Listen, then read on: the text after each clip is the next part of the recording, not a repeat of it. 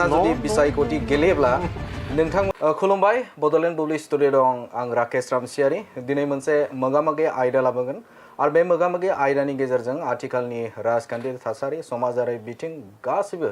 बिथिंखौ लानानै दिनै नोंथांमोननि गेजेराव बड'लेण्ड बुब्लिया दङ आरो जोंजों लोगोसे हांख्रायजानाय आलासि बिथां UPPL राजखान्थि हानजानि लाइमोन गांखंनि बिथां बुंथिगिरि दं रंगुल बर' गिबियाव नोंथांखौ बड'लेण्ड बुब्लिनि दाना बरायबाय आथिखालाव जिहेतु फैबाय थानाय नैबे लकसभा बिसायख'थि बे खाथिथारावनो सफैबाय माबायदि सोलिबाय थादों नोंथांमोननि UPPL राजखान्थि हानजाया जोबोद साबायखर थादों नोंथाङा एसेबां बेस्थतानि गेजेराव रायजो राजानो मिथिनो मोनसे परिबेस बा जोंनिफ्राय जि मेसेज होनो गोनां माखासे दंमोन बेखौ होनो खाबु होनायनि थाखाय राजनितिक बा राजखान्थि परिबेसखौ नोंथांमोना मोजाङैनो मिथिगौ गोबां मोनसे सोलायनाय ड्रास्टिक मोनसे चेन्जेसआ फैदों दिनैनि तारिखाव दिनै मानसिफोरा नुदों प्रेक्टिकेलि जे सान्थि बुस्थुआ मा गोजोन बुस्थुआ मा मोनसे समाव मानसिफोरा गोजोनखौ असम्भब होननानै सानोमोन दिनै मानसिफोरा स्टेप बाय स्टेप रियेलाइज खालामदों जे गोजोन जायोब्ला जों माबायदिहाय खामानि मावनो हायो दिनै बयबो इन्टेलेक्चुयेलफ्राबो बुंनो गोनां जादों दा बेनि गेजेरावनो मोनसे बाथ्राखौ आङो बोनानै लाबोनो रिफारेन्स हिसाबै लाबोगोन आंबो माइसेल्फ सरकार जितिया माने गिबि जागायदोंमोन मानाव गेदेर प्रमद बर' बिथांनि दैदेननायाव बे समाव आं जोबोद माने कनफिउजनाव दंमोन बे सरकारा खामानि मावनो हामारगोन ना हामारा आरो बेनि थाखायनो बै समाव जायखौ जों असमियाव खुरधार समाल'चना होनना बुङो आङो बहाबा पर्टेलनि प्लेटफर्माव जानानै जा बहाबा बन्सआव थानानै जा गोबां समाल'चना खालामदोंमोन नाथाय बै समाव माने ओरैबायदि माने इन्टारनेल माखासे डिजाइन बानायखानानै मानाव गेदेर प्रमद बर' बिथाङा जे खामानि मावगासिनो दंमोन आं बे नलेजनिफ्राय गोबां माने गेपमोन इनफरमेसन गेप दायो आं गोबां माने गावखौनो लासिं सिं मोनो आरो जुदि आङो बिदिनो सानफ्रोमबो समाल'चना खालामबाय थानायमोनब्ला माने आंनि जि माने आत्मसन्मान माने आं गावखौनो गोरोन्थि होननानै प्रुभ खालामनाय जागौमोन समजों लोगोसे थासारिनि थिननायाव मानाव गेदेर बिथांनि खाथियाव फैनानै जिखौ मोनदांबाय थारैनो दिनै मानसिफोरा जों बुंलायनो दरकार जायाखै जे UPPLआ खामानि मावदों होननानै जों बुंलायनो गोनांथि गैया रायजो राजा बिथांमोनानो इन्टेलेक्चुयेल बिथांमोनानो बुंदों आरो दिनै दहाय बुंनाय बायदि रियेलाइज खालामदों मोनफ्रोमबो बिथिङाव दिनै जोंफोरानो मा जायो माखासे समाव माखासे बुस्थुखौ माने मुखस्थ' खालामनो हायै बायदि जाबाय माने नाम्बारफोरा बारायलांगासिनो दङ मोनसे समाव BPFआ बुंबाय जे BTR गभर्नमेन्टआ साख्रि होनायनि जि क्षमता बेखौ खोमानानै लाबाय 16टा डिपार्टमेन्टखौ सोरनोबा होनानै लाबाय माखासे बाथ्रा बुंदोंमोन बेफोरखौथ' माने मानाव गेदेर प्रमद बर' बिथाङा बायहार्टका खेल बायदि खेलाखौ देखायना होबाय दिनै 16टा डिपार्टमेन्टआबो जोंनि आखायावनो दङ BPFआ बै समाव करापसन खालामनायनि थाखाय एडमिनिस्ट्रेसना जाहाथे सिस्टेमाव सोलियो बेनि थाखाय साननैसो मनिटर खालामनो होदोंमोन आच्छा बेखौबो जुदि BPFआ बाजानाय दङब्ला बेखौबो जुदि मिसलिड खालामदोंबा रायजो राजानि स्वार्थ BPFआबो एसे गोजोनथों होनानै नोंथांनिफ्राय गेजेरावनो सोंनो लुबैदों 16टा डिपार्टमेन्टनि बाथ्रा मख'बाय थायो बेरेखा हान्जाया थारैनो नोंथाङा मिथिगौ नामा माबे डिपार्टमेन्टआ जे गुबुननो नायनो होनाय जादों बा फाननायनि बाथ्राखौ जे नैबे BTRनिफ्राय बा BTCनिफ्राय स्टेट लेभेलाव लांबाय होननानै बुंदों थारैनो नोंथाङा मिथिगौ नामा जे 16टा बुंबाय थानाय जोङो नुनो मोनो नोंथाङा बुंनो हागोन नामा 16टा डिपार्टमेन्टआ दङ दा माखासे ट्रेन्सफार साबजेक्ट दंखायो जोंहा दा बे 16टा साबजेक्टनि जिथु बाथ्रा बुंदोंमोन बिथांमोना स्पेसियेलि बिथांमोना बुंनो नागिरदोंमोन लेन्ड आरो रेभिनिउ बे माने पावारखौ होनानै लाबाय होननानै बे अलरेडि BTCनि बेलायाव BTC कर्टआव बे समाव माने ट्रेन्सफार साबजेक्ट होननानै मख'खानाय दं आरो माखासे फिसा बुस्थु जायखौ मेनसन खालामाबाबो जायो बिथांमोना बेफोरखौ इसु गैया नालाय इसु खालामनो थाखाय मानसिफोरखौ मिसलिड खालामनो थाखाय माखासे एसे प्रेडिक्सन खालामनाय बायदि बाथ्राखौ बुंदोंमोन दिनैथ' माने बाथ्राफ्रा प्रुभ जाबाय समनि माबाखौ जुदि नायोब्ला जों खारथायखौ जुदि नायोब्ला BPFनि मोनफ्रोमबो बाथ्रायानो दिनै बिथांमोना जे भुवा प्रसार खालामदोंमोन बेयो माने फोरमान जाबोबाय बिथांमोना बुंदों जे मालाबाबो मानाव गेदेर प्रमद बर' बिथाङा सेल्फ हेल्प ग्रुपनो माने चेक बा फाइनान्सियेल ग्रान्ट होनो हाया होननानै बुंदोंमोन नाथाय दिनै जों नुबाय मेक्सिमाम लेभेलाव सेल्फ हेल्प ग्रुप बिथांमोननो माने फार्स्ट बिथांमोननि जा इनस्टलमेन्ट बेखौ माने होग्रोजोबनो हादों बेयो मोनसे ग्रान्ड साक्सेस बेयो जोंनि इलेक्सन इस्ताहारावबो दङमोन दा बेखौ साक्सेस खालामदों आरो मोनसे बाथ्राखौ आं बेयाव बोनानै लाबोनो नागिरदों दिनै 16टा डिपार्टमेन्टनि बाथ्राखौ जों जुदि दसे दोनथ'योब्लाबो बर'फोरा जोङो सानफ्रोमबो मोनसे दादागिरियाव बुंनानै लायो जे जोङो बै समनि आजै आजौनिफ्रायनो बा रोजा बोसोर सिगांनिफ्रायनो बेयाव रायजो जाबोदों बे हा हु दंफां लाइफां जोंनि गासैबो होननानै नाथाय बाथ्राया जाबाय जोंहा रावहाबो हानि डकुमेन्ट्स गैयामोन दिनै बिटिआरआव मानाव गेदेर प्रमद बर' बिथाङा सरकार दानाय लोगो लोगोनो लाख लाख मानसिनो दिनै हानि पट्टाखौ होनो थाखाय सक्षम जाबाय बा पसिबल जाबाय जाय बेसादखौ थांनाय 17 बोसोराव जेबो माने कनसियासनेस गैया मानाव गेदेर हाग्रामा महिलारि बिथाङा जातीयताबादाथ' बिदि सोलिया दिनै आंनि होननानै जुदि मोनबो लिगेल डकुमेन्ट्स गैयाब्ला जोंहा बेवहाय लास्टआव एखतियार देखायनायनि खुनु मतलब थाया दे बिनि थाखायनो जुदि जोङो गावनि हाखौ नामजारि खालामनानै लानो हायाखैमोनब्ला जों बेवहाय आलासि बायदि रुम भारायाव थानाय बायदिसो जादोंमोन दा बे बाथ्राफोरखौ दिनै रियेलाइज खालामदों मानसिफोरा गोथौसिम नाहरदों जे मानाव गेदेर प्रमद बर'नि जि खामानि मावनाय बेयो टेम्परारि सल्युसन नङा बेयो पार्मानेन्ट सल्युसन आरो सास्टेनेबल डेभेलपमेन्टनि बिथाखौ नायनानै फिउचार जेनेरेसननि बाथ्राखौ नायनानै खामानि मावगासिनो दङ दिनै नोंथांनि खाथियाव बड'लेण्ड बुब्लियाव आं पलिटिकेल माखासे बाथ्रा बुंनो नागिराखै रियेल सेन्सआव रियेल सेन्सआव जुदि जों गोथौसिम हाबनानै नायोब्ला मानाव गेदेर प्रमद बर' बिथांनि जे खामानि मावनायनि स्टाइल गोबां माने सारप्राइज जागोन सान हर मेंनाय गैया उन्दुनाय गैया बिथाङा जोबोद माने खामानि मावगासिनो दं एकमात्र जातिनि सार्थआव गोबाङानो दा इलेक्सन खाथि मोनफैदों दिनै कास्टम बायदि मानसिया इलेक्सन खाथि मोनफैनाय लोगो लोगो मानाव गेदेर जोंनि सिएम बिथांखौ गोबां जातीयताबादखौ लाना समालोचना खालामदों नाथाय दिनैनि तारिखआव समालोचनाजों नङा प्रेक्टिकेलाव खामानि मावनायजोंसो समस्याफ्रा समाधान जागोन आरो माखासे बाथ्राखौ बुंदों जिकुनु जातियावनो नेभार एन्डिं माखासे समस्याफोर थायो बेफोरनि सल्युसना जायोब्लाबो आरो माने फोलावलांबाय थायो बेफोरबायदि बाथ्रायावथ' समालोचना खालामनाय मिनिंलेस बाथ्रा दा बेनिखायनो आङो खावलायनो नागिरदों मानाव गेदेर जोंनि अपोजिसननि दैदेनगिरि बिथांमोनाबो बेसलेस किसुमान बाथ्राखौ बुंनानै जाहाथे मानसिफोरखौ गोनो गोथो खालामा बिथांमोना स्ट्रेट फरवार्ड माखौ सरकारजों मावजानो लुबैदों बेखौबो बिथांमोना गेजेर गेजेर जुदि साजेसन होयोबा बांसिन मोजां जागोन बेखौ मावाखै आरो जायखौ जों मावदों बेखौसो बिथांमोना उनाव माने रियेलाइज खालामो मावखांखानायखौनो बिथांमोना मावाखै होनना बुंनो नागिरदों बेनिखायनो आं बुंदों एसे नलेजफोरा आपडेट जानांगौ इनफरमेसनफोरखौ बिथांमोना एसे आपडेट जाहाथे लायो आं खावलायदों आरो गेजेरावनो आं सोंनो लुबैगोन राजखान्थिनि बाथ्राखौ जों सावरायबावगोन नोंथांजोंनो सावरायगोन आरो बिनि आगोलावनो जे जों नुनो मोनो जे बिटिआर हालामाव दा राजखान्थियारि बिथिङाव बेजों सोंखारिलायनाया फ्राय जायो नाथाय जौगाथायनि बिथिङाव बा डेभेलपमेन्ट बेलायाव खम सावरायनायखौ नुनो मोनो दा बे बिथिङाव नोंथाङा मा बुंगोन इनफरमेसन गेप दिनै आं बेखौनो बुंगोन माखासे दैदेनगिरिफ्रा आउटडेटेड जालांबाय दा बिपिएफनि आं मेनसन खालामनो हायो प्रहलाद बिथांमोना मोनसे समाव माने जागायजेननाय समाव जेथिया दुलाराय बर' फरायसा आफादाव दंमोन बिथांमोना बै समाव यां आरो इनार्जेटिकमोन जेथिया बिथांमोना बिपिएफआव थांबाय मायबाफोरखौ लानो सोलोंबाय जायखौ माने समाजाव माने एक्सेप्ट खालामथावा जायखौ जोङो एन्टि ससियेल माने खामानि होनना बुङो सोरबा बेफोरबायदि इनभल्भ खालामनानै गावनि जिफोर क्वालिटिसफोर दङ बेफोरखौ माने बुथारनानै लानाय जादों आरो डेमेज खालामना लानाय जादों दा बेफोरबायदियाव बिथांमोन बायदि मानसियालाय माथो मोजां कनस्ट्राक्टिभ समालोचना खालामनो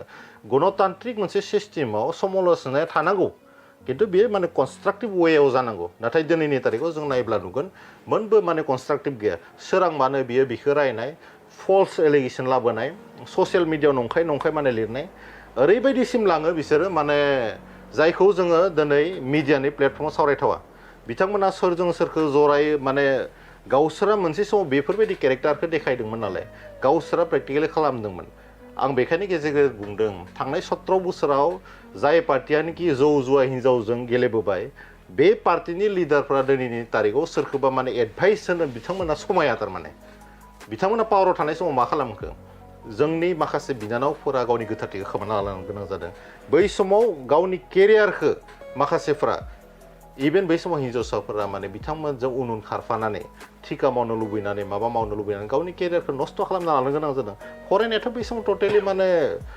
डाउन जादों मानसिफ्रा खारन इजि मानि फारसे बिथांमोना खारहोदों मानसिफोरखौ सोरखौबा जौ लोंहोदों सोरखौबा जुवा गेलेहोदों सोरखौबा अमा बेदर जाहोदों अमा बेदर जानायखौ आं गाज्रि होननानै बुङाखै बाथ्राया जाबाय मोनसे टाइम आरो सिचुवेसन थागोनथ' दिनै गोदान जेनेरेसना जुदि जौ जुवा अमायावनो जुदि थाबाय थायोब्ला अब्ला जों फिउचारनि थाखाय मा बाथ्रा साननो हानाय जों क्वालिटिनि बाथ्राखौ दिनै साननो हादों एकमात्र मानव गेदेर प्रमद बर' बिथांनि दैदेननायनि थाखाय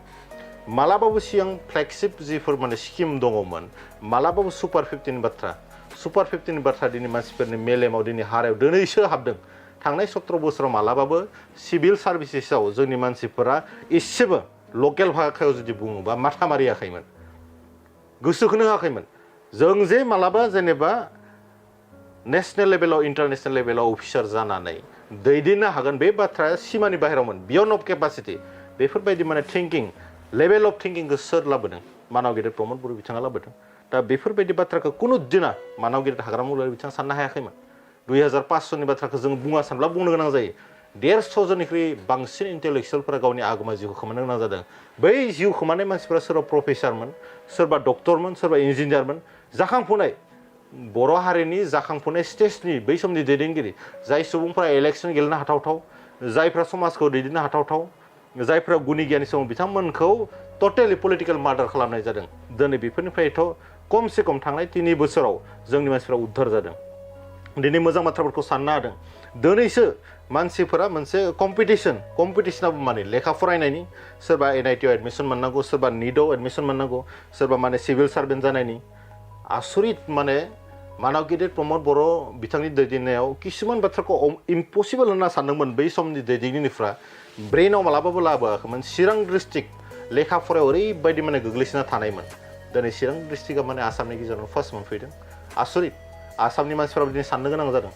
दिनै माखासे बेलायावथ' आसामनि इन्टेलेक्सुयेलफोरा मानाव गेदेर प्रमद बर' बिथांनिफ्राय सोलोंनो गोनां जादों माखासे बुस्थुखौ आसाम गभर्नमेन्टआ सिरिसे दिनैनि तारिखाव कपि खालामनो गोनां जादों जों नुनो मोनदों जे गोबां लाइमोनफोरा BPFआव जोङो सम जों नुनो मोनदों बबेबा जायगाफोराव जे लाइमोन सोलोंथाइ गोनांफोरा BPFआव जगदान जानायखौ नुनो मोनदों जों मेडियाफोराव बुंनायखौ नुनो मोनदों जे सोलायथायनि थाखाय थामहिनबा प्रमद बर'आ गोबां आसनिफोरखौ मावनो हायाखै प्रमद बर'आ नैबे लाइमोनफोरनो साख्रि थिसनथाइ होनो हायाखै दा बैफोर बाथ्राफोरखौ लानानै बुंनायखौ जों नुनो मोनो थारैनो नोंथांमोना जिहेतु पावाराव दङ दा बे हिसाबै नोंथाङा मा मावदों मा सानदों बिथाङा लाइमोनफोरनि थाखाय मोनसे समस्ति दङ बेवहाय मोनसे भिडिअ भाइरेल जादोंमोन रियेल भिडिअ बेवहाय 18 बोसोरनि सिङाव सेंग्राफोरखौ खोब मानाव गेदेर हाग्रामा महिलारि बिथांनि दिनाव जयनिं खालामदों बे माबा डक्टरेट डिग्रिनि मानसिमोन नामा जाय मानसिया भट होनायनि राइटआ जाथ'वाखै 18 बोसोर जायाखै बे मानसिखौ मा खालामदों बिथांनो पार्टियाव जयनिं खालामदों ना बियो भट होनो हागोन ना बियो मेच्युरिटि लेभेलखौ मोनदों कन्स्टिटिउसननि जुदि भाषायावबा मेजर जायाखै बिथाङा माइनर बिथिङाव बिथांमोना स्टेटमेन्ट जयनिं जादों बिथांमोना गावसोरनो भटार कार्ड दं होननानै बिथांमोना स्टेटमेन्टखौ न' भिडिअआ दङ मानसिखौ नायबानोथ' मिथियो ना जयनिं जानायाथ' मा गावसोरनि मानसिफ्रानो खनले जयनिं जागासिनो दङ आरो जायफोरा जयनिं जादों माखासे बाथ्राखौथ' जों दिनैनि तारिखाव सिभिलाइज मोनसे ससाइटियाव बिटिआर जाखांनायनि उनाव माखासे बाथ्राखौ जों सावरायनो गोसो गैया जायखौ समाजा एक्सेप्ट खालामथावथाव नङा बेखौ सावरायनायाबो मोजां नङा गोदान जेनेरेसना बेफोरबायदि गाज्रि हुदाखौ सोलोंनोबो हागौ बेखौ जों एसे नोजोराव लाखिनानै सावरायनांगौ दा बाथ्राया जाबाय जायफोरा सिदा बाथ्राखौ दिनै सावरायनांसिगोन जुदि नोंथाङा सोंबायब्ला हिन्जावनि केस गोनां मानसि नारि केलेंकारि दिनै जे सासे ससियेल मिडियायाव बहाबा गलाघाटनिफ्राय फैनानै गोबां गिदिर बाथ्रा बुंदों बिथाङा दुलाराय बर' फरायसा आफादनिफ्राय मानो होखारजाखो मोजां खामानि मावनानैथ' होखारजायाखै दुलाराय बर' फरायसा आफादा जाबाय बर' हारिनि बयनिख्रुइ गोथारसिन मोनसे संगठन बेकबन अफ दि बड' ससाइटि होननानै बुंदों बर' जातिनि सिनस्रि बे सिनस्रि हारा मोनसे अर्गेनाइजेसननिफ्राय गोथार मोनसे अर्गेनाइजेसननिफ्राय सासे मानसिया ओरैनो होखारजाया आरो बेबो फिसा फिनला जुदि अर्गेनाइजेसन डिसिप्लिनारि माबाफोर प्रब्लेम जानायबा आलादा बाथ्रा नारि केलेंकारि खालामनानै बेजों बे सोमोन्दो लाखिनानै होखारजानाय मानसि बे मानसियासो दिनै गां मिडियायाव ओंखारनानै जातीयताबादखौ फोरोंनो फैयो जातीयताबादखौ फोरोंनायनि सिगाङावनो गावखौ एसे सुद्रायनानै लाथों बाथ्राया बेसो गुबुनखौ फोरोंनो थांनायनि सिगाङावनो गोबां कटेसनफोरखौ बुंलाबायो ओरै महात्मा गान्धीया बुंदोंमोन ओरै एब्राहिम लिंकना बुंदोंमोन आरे बाबा नों भाइ नों गावखौ थिग खालामना लाग्रो महात्मा गान्धीया बेखौबो बुंदोंमोन गुबुनखौ फोसाबनायनि सिगां गावखौ फोसाबना लाग्रो 1 नाम्बार लाइनखौ बिथाङा बेखौ फल' खालामग्रो बेनि उनाव बिथाङा बड' ससाइटिखौ बोरै लिड खालामनांगौ मानांगौ बेनि थाखाय मेरला इन्टेलेक्सुयेलफ्रा दङ जायफ्रा वेल एक्सपिरियेन्स हल्डार जातिनि थाखाय थैथां खामानि मावग्रा मानसि गोबाव सम आन्दलनाव जड़ित जानाय मानसि जोंनि मानसिफोरा A to Z नुबोजोबखानाय मानसि दङ सोरबा बे माने गोरलै गथ'नि रावाव सोरबा बे नारि केलेंकारि खालामबोनाय मानसिनि माने बाथ्रायाव जोंनि मानसिफोरा गोदौगोन बिदि नङा आरो माखासे समावथ' जों सन्देह जादों जे बै गोजाननिफ्राय फैनानै जोंनि गोजोननि बिटिआरआव दावराव दावसि खालामनो थाखाय माखासे बाथ्राखौ बुंदों नामा बेनिखायनो आं समाजखौबो सांग्रां जानो खावलायदों सोरनिबा माखासे बाथ्रा लानानै जोंनि मानसिफोरा जाहाथे एसे गावखौनो दुंब्रुद खालामनानै लाया एसे धज्य हमनानै बुस्थुखौ स्टाडि खालामनानै एनालाइसिस खालामनानै खोनानाय लोगो लोगो जाहाथे मानसिफोरा गरम जाया नङाबा थौले हैनोसै होख्लायनोसै बेफोरबायदि शब्दआ बे हाग्रामानि समावसो सोलियोमोन खमसे खम बेफोरखौ जोङो एसे खमायनानै मोजां मोनसे ससाइटियाव माने थांना थानांगौ नोंथांनिफ्राय मिथिनो लुबैगोन जे एमपि इलेक्सन बिसायख'थिया खाथिथारावनो सफैबाय दा बे बिथिङाव नोंथांनिफ्राय मिथिनो थाखाय आखायाव लागोन जे बिपिएफआ साथाम पेनेलिस्ट बिथांमोनखौ गथायबाय नाथाय नोंथांमोना UPPL हिसाबै नोंथांमोना गोहो गैया दिनैसिम नोंथांमोना पेनेलिस्ट मानि थाखाय होनो हायाखै थामहिनबा नोंथांमोना फोसावनो हायाखै नोंथांमोननि गेजेराव गोबाङानो बुंसोगारदों जे सिं लेभेलाव गोबां दावराव दावसि जादों होननानै UPPLआव जामारदों NDA जों जादों नामा GSP जों जादों न' नोंथांमोना मोनथिनो आसुरित जागोन बर' रायजो राजायाबो नोंथांमोननि चेनेलनि गेजेरजों जोंनि पार्टिया ओरैबायदि मोनसे डिसिप्लिनारि पार्टि आसुरित जागोन दिनैसिम गुबुनफ्रा जेरैबायदि बुंदों पार्टिनि थाखाय दावराव दावसि गांसेबो माने एप्लिकेसन रावबो आंनो एमपिनि केन्डिडेट नांगौ होननानै होआखै एक नाम्बार बाथ्रा जुदि केन्डिडेटनि सेलायनाया ओरैबायदि जादोंमोनब्ला बेयावथ' माने हाजार खान 100 खान माने एप्लिकेसन फैनांगौमोन जे आंनोबो केन्डिडेट नांगौ दा जोंनियाव ओरैबायदि मोनसे सिस्टेम जे हाइकमान्डआ जायनो होयो जायखौ रायजोफ्रा फेभार खालामो बिनो होगोन बेजों लोगोसेनो नाम्बार 2 बाथ्राखौ आं बुंनो नागिरदों जे जों पलिटिक्सनि मुङाव पलिटिक्स खालामनो फैयाखै जेखिना समसिम मानाव गेदेर जोंनि CEM बिथाङा बुंदों मानाव गेदेर प्रमद बर' बिथाङा जेखिना समसिम बिथाङा पावाराव थागोन बै समसिम मोजां खामानि मावगोन सोरबा बिथांखौ फर्स खालामब्लाबो गाज्रि खामानि मावनो थाखाय बिथाङा मावा होननानै दा बाथ्राया जाबाय बेनिखायनो जोङो केन्डिडेट होनांगौ मानांगौ बे जोंनि थाखाय गिदिर बाथ्रा नङा बाथ्राया जाबाय रायजोफ्रा माखौ नागिरदों रायजोफोरनि बाथ्राखौ खोनासंनो हानाय बे मोनसे धज्यखौ लाखिनानै रायजो राजानि मतामतखौ जोङो लागासिनो दङ गोसो जाबायनो सोरबा माने माबा पृथ्वी राज नारायण देब मेसनो जाय मानसिया माने बर' जातियाव मोनबो कन्ट्रिबिउसन गैया बेफोरबायदि मानसिखौ हठात माने लाबोनानै माखासे मानसिया बुंदों जों बुंनाय बाथ्रा नङा दिनै BPFनि माखासे मानसिफोरानो आं खोनानायाव आबौ सानसुमा खुंगुर बैसोमुतारि माने आबौ दावराय देख्रेब बिथांमोना मानाव गिदिर हाग्रामा महिलार बिथांखौ गाज्रि मोनदों मानो बे गोरलै गथ'खौ माने होफैनांगौ जाय मानसिया जातियाव जेबो कन्ट्रिबिउसन गैया सानफ्रोमबो खिलेबिलिनि बाथ्रा बुङो जातिनि भितरनि बाथ्राफोरखौ बुंसोनानै माने गोदाव सोराव खालामो गुबुन जातिनि सिङाव लासिं खालामो दा बेफोरबायदि मानसिखौ मानो लाबोनांगौ दा बाथ्राया बेनो आं बेखायनो बुंनो नागिरदों मानाव गिदिर हाग्रामा महिलारनि एक्टिभिटिसखौ नाय थांनाय गोलाव सम 17 बोसोरनिखौ दोनथ' बेनि उनाव जेथिया बिटिआरआव गोदान गभर्नमेन्ट फैयो गोदान सानथाइजों सोलायनाय फैयो बे समाव नोंथाङा नाय बिथाङा दिनैसिम बिथाङा जोंनि BTC काउन्सिलाव एसेम्ब्लियाव सानसेबो बाजेट सेसनानो जा इन्टारिम बाजेटआनो जा बेवहाय नुजानो गोहोआनो गैया बिथांखौ मोनसे डेम'क्रेटिक सिस्टेमनि गेजेरजों जुदि सायख'जादोंब्ला रिप्रेजेन्टेटिभ जुदि जादोंब्ला पाब्लिकनि अब्ला बिथाङा फैनानै बे मोनसे गोथार सदनाव बाहागो लानांगौमोन बिथाङा गावखौनो एक नाम्बार बाथ्राया आनडेम'क्रेटिक होननानै बिथाङा फोरमान खालामना लाबाय मैया दाखालि बावैसो मा खालामबाय बर' ख्रिस्टानफोरनि एगेन्स्टआव बिथाङा मा खालामदों हम मिनिस्ट्रिसिम बिथाङा गांसे लाइजाम लिरदों गावनि राइटिं पेडआव इभेन सोरबा ख्रिस्टानाबोथ' बर' बे गावनि जातिफाय नंगौना नङा अब्ला बिथाङा ख्रिस्टानब्लानो मुगैगोन बे आसरित बाथ्रा दिनै आं बेनिखायनो बिथांखौ कन्डेम खालामदों जे नोंथाङा जातिखौ गावस्रा होनो नाङा अथच नोंथाङा माबा मोनसे खामानि मावनो हायाखै सिरि जिरायनानै था खिन्थु एसेबां मोजां मोनसे बर' जातिखौ नोंथाङा मानो खनले गावस्रा होनो नागिरदों नोंथांनि सरकारनि समावथ' गले सोरबा मुस्लिमजों सोरबा आदिबासिजों माने जोङो जातिगत भाबे नांलायनो गोनां जादों नोंथांनि दैदेननायावनो नोंथांनि बै मिसरुलनि थाखायनो नोंथांनि डिक्टेटरशिपनि थाखायनो बै समाव जोंहा जातिया गोबां माने खहा जादों मोजां मानसिखौ खोमानो गोनां जादों खमसे खम जोङो 100-200 बोसोर बेक जादों दिनै जातिजों जाति नांलायनाय लोगो लोगो न' बां सिफाय जायो ना स्कुलाव थांनो हायो ना कलेजाव थांनो हायो धोन सम्पति लस जायो गासिबो बिथिङाव लस जायो बे सोरनि समाव जादोंमोन मानाव गेदेर हाग्रामा महिलार बिथांनि समाव जादोंमोन बे गासैबो बुस्थुखौ जोङो रिभाइभ खालामनानै रिकनस्ट्राक्सन खालामफिननो गोनां जादों आरो बेनि थाखायनो दा साख्रिनि बाथ्राखौ बिथांमोना बुंबाय थायो साख्रिखौथ' बिथांमोनानो केस होना दोनदों माने बे सेन्ट्रेल सेलेक्सन बर्ड CSBखौ बिथांमोनानो केस होना दोनदों मैया दाख्लैसो केसा जोबनायखाय नङाबाथ' 3 बोसोराव मेरला माने साख्रि होनो हागौमोन दाथ' नै 5 मोनफैबाय बिथांमोना जायखौ बुंदोंमोन जे बिटिआर गभर्नमेन्टआ ओरै पावार गैया होननानै दाथ' नै प्रुफ जाबायना 5नि थाखाय मानसिफोरखौ लिंदों रोजा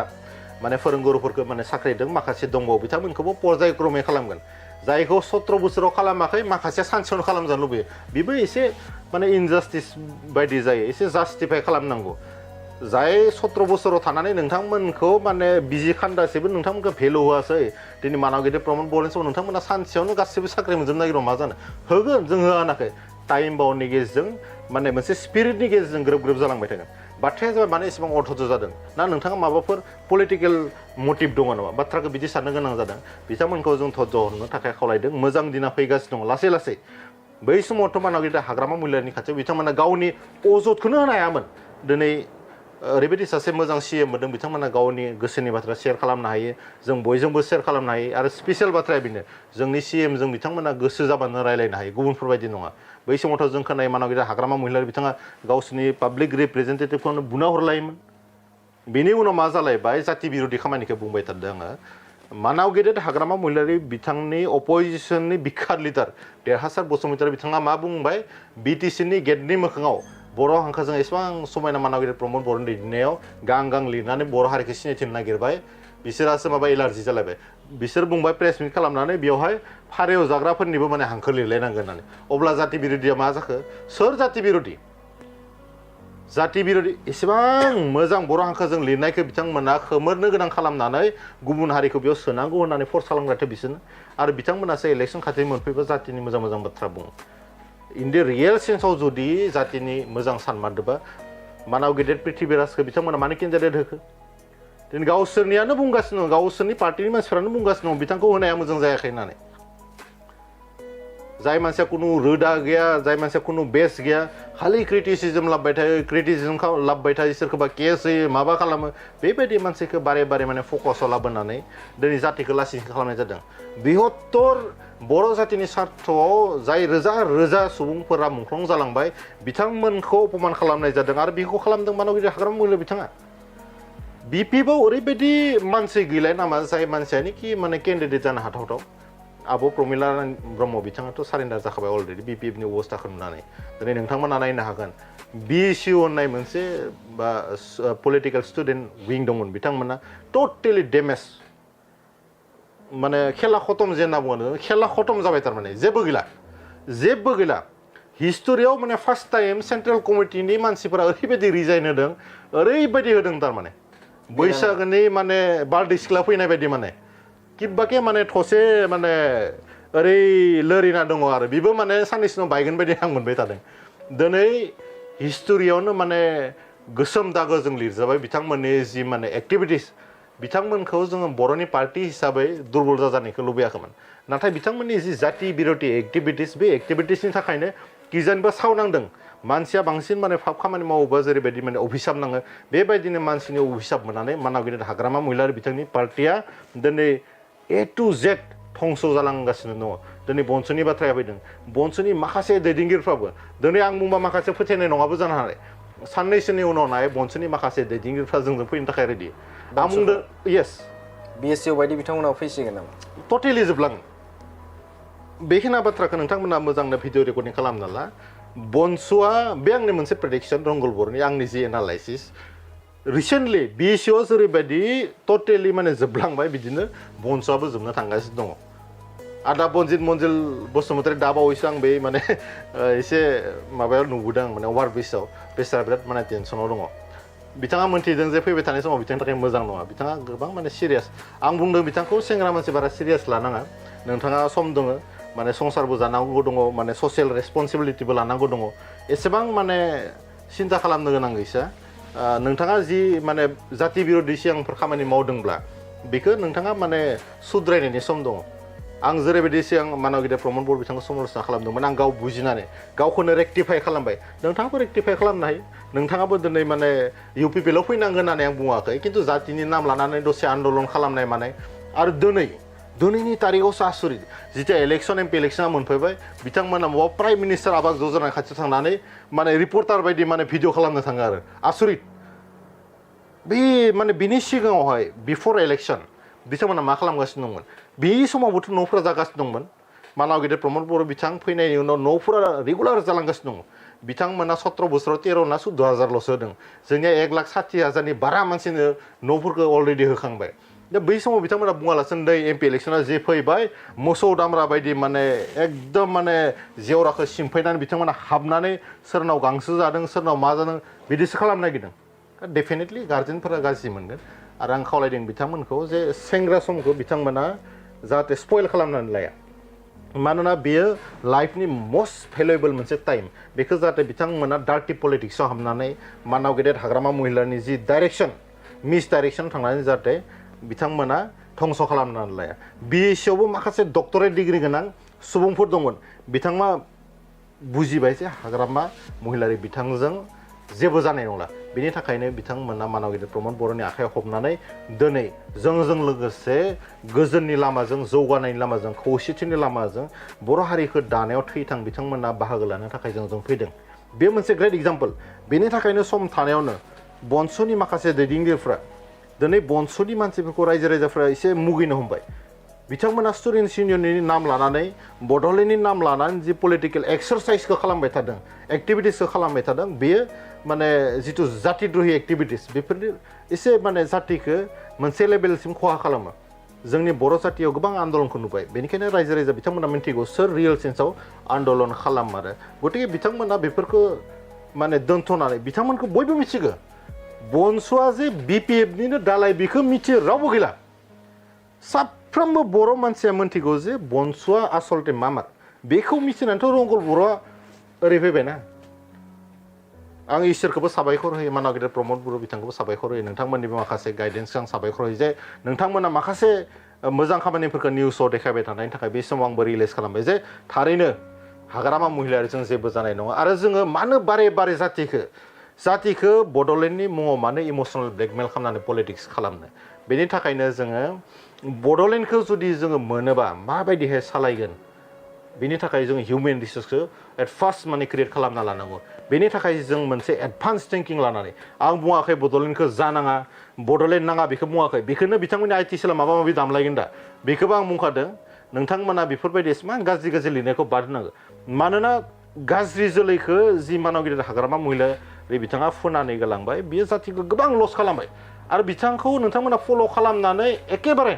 जातिखौ जाहाथे गोथौ हाखराव लांफिना नोंथांमोननि जि स्टेटास बेखौ जाहाथे डाउन खालामना लाया आं गुरैयै खावलायदों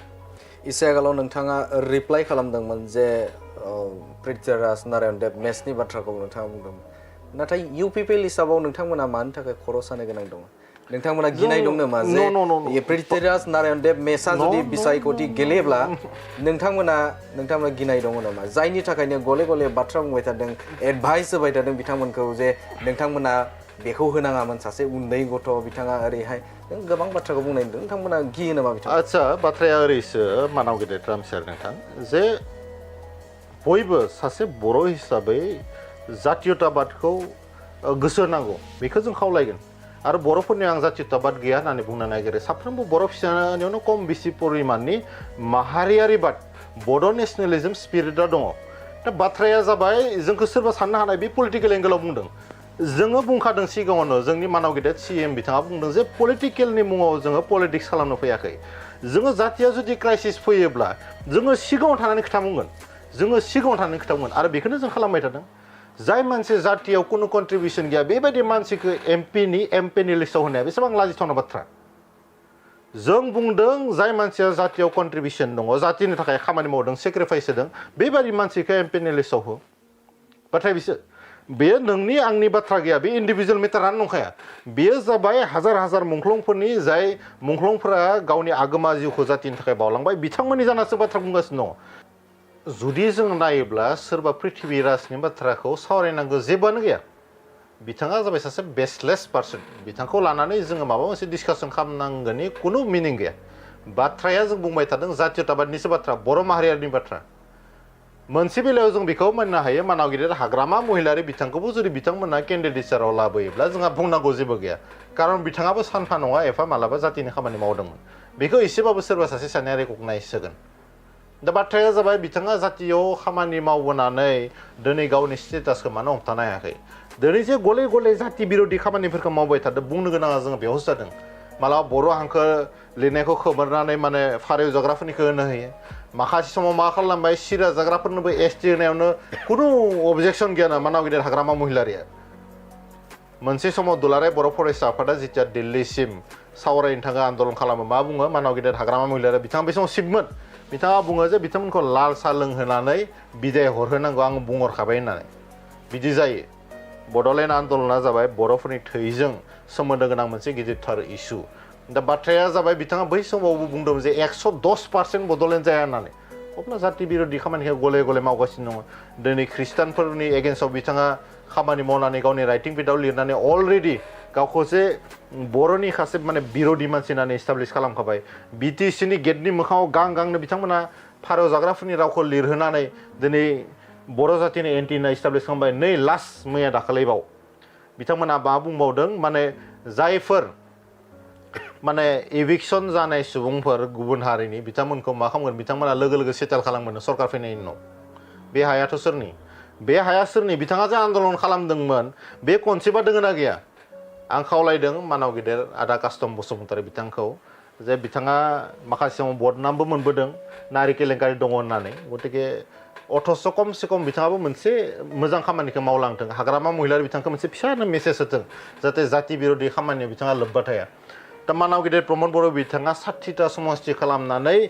बिटिआरखौ माने फेहेरनो नागिरगासिनो दङ मा खालामखो बे बाथ्राखौ गुबुन हारिनि सिगाङाव मानाव गिदिर हाग्रामा महिलारिया बुंना होननानै दसेनो दावराव खालामहोबायमोन जुदि मानाव गिदिर प्रमद बर' बिथाङा धैर्य गैयामोनब्ला बिथांनियाव जुदि मेन्टेनेन्सनि जि केपासिटि लिडारशिपनि केपासिटि गैयामोनब्ला अब्लानियाथ' नै जातिजों जाति माने नांलायहोबायमोन बिदि गले गले खालामबाय थानाया मोनफ्रोमबो बिथांनि जे एक्टिभिटिसफोर बेफोरो जातिनि बिरोधी जादों दा बेनिखायनो जोङो बिथांखौ राजनिति भाबै नङा जों खावलायदों आं दहायनो बुंनाया बेनि थाखायनो जे जोङो पृथ्वीराज बिथांखौ जोङो माने पार्सनेलि बुंनो गोनां जेबो गैया खिन्थु हाग्रामा महिलारि बायदि सासे मानसिया जे बिथांखौ मानो रिकगनाइज होदों मानो स्पेस होदों बाथ्राया बेयावसो कुइसना बेसो जादों सोरबा खाम्फा बरगयारि बिथांमोनखौ जोंहा केन्डिडेट होनायाव जोङो जेबो बुंनो गोनां गैया मानाव गेदेर प्रमिला रानी ब्रह्म बिथांखौ होनायाव जोङो जेबो बुंनो गोनां गैया मानोना बिथांमोना सानसे बेलासि जातिनि थाखाय एसेबाबो खामानि मावदोंमोन दा बेखौसो जों बुंदों दा बेखौनो सोरबा गां मिडियायाव ओंखारना बुंदों মোক লৈ ফালে কিয় ইমান এলাৰ্জি হ'ব লাগে আরে বাবা আপোনাক লৈ ফালে কোনে মানে এলাৰ্জি হ'ব আপোনাৰ নিজৰ স্থিতি নাই আপুনি নিজে অহাই পিঠি জহাই ৰুট এনেকৈ কাম কৰি আছে এনেকৈ হ'লেতো নচলিব বড় জাতিটো হ'ল সুপ্ৰিম সেক্ৰিফাইচ কৰি ফেলাই এই পজিশ্যনলৈকে অহা এটা জাতি আপোনালোকৰ নিচিনা আংগু পাংগুবিলাকে ইয়াতে কাম নিদিব আমাৰ জাতিটো হ'ল এটা অভিজ্ঞ জাতি আৰু সংগ্ৰাম কৰি এতিয়ালৈকে জীয়াই আছে কোনোবা এই লম্ফ জম্ফবিলাক আহি ফেলাই বড় জাতিটো থান বান কৰিব বিচাৰিলে নহ'ব এইটো একদম স্পষ্ট কথা কোনোবা হাগ্ৰামা মহিলাৰ তেখেতৰ দেউতাক হ'লেও মই কৈছোঁ কোনোবা বোলে লম্ফ জম্ফ পৃথিৱীৰাজ তেখেতকো মই কৈছোঁ আৰু যিমান বড় জাতিৰ বিৰোধী মানুহ আছে তেখেতসকলক মই ক্লিয়াৰ মেছেজ দিছোঁ বড় জাতি আপোনালোকে যিমান সাপ্ৰেছ কৰিব চেষ্টা কৰিলেও এইটো কেতিয়াও সম্ভৱ নহয় नोंथांनिफ्राय बाथ्रा मिन्थिनो थाखाय आखायाव लागोन जिहेतु नोंथाङा बुंदों जे बिटिआरआव गोजोना फैबाय होननानै जौगाथाय फैबाय होननानै दा बेवहाय आं नोंथांनाव सोंगोन जे नुनो मोनदों जोङो गुबुन गुबुन जायगायाव नोंथांमोननि जे सोरखारा फोसावथाय होनाय फोसाव बिलाइफोर जायखौ जोङो पोस्टारिं होननानै जों बुंनाय जागोन दा बेखौ जिहेतु गोजोन फैबाय गोजोननि बाथ्राखौ मख'दों नङा होमबा नाथाय बेफोरखौ बुसिनाय बबा बोख्लानाय नोंथांमोननि जौगाथायनि पोस्टार मोनसेबो थाया माने खम थायो गुबुन गुबुन जायगाफोराव गासै बिटिआर हालामनि गुबुन गुबुन जायगाफोराव आं बुङाखै खायसे खायसे जायगाफोराव जों नुनो मोन्दों दिनै होयो गाबोननो बिसिनाय बेफोरखौ नुबाय थादों नाथाय बेफोरबायदिजों माबोरै गोजोनाव फैनो हायो बेखौनो बुङो असमियाव मानसिक भाराखायम' हेर'वा होननानै बुङो गोसोनि स्थितिया माने थिग नङा जिथिया मानसिया मोनफ्रोमबो बिथिङाव लुजार जायो गावनि ब्रेननि स्थितिया थारमाने एखेबारे डाउन जालाङो दा बिपिएफ होननाय मोनसे राजनिति दला ओरैबायदि गाहायाव गोलैबाय बिथांमोना मा खामानि मावनो नै दा बावैसो आंनियाव सासे मानसिया फन खालामनानै बुंदों सार जे जोङो बिएसइउनिफ्राय इउपिपिएलआव फैनायखाय जोंनि बिमा बिफाखौ आइ आफाखौ धमकि होदों नंगौ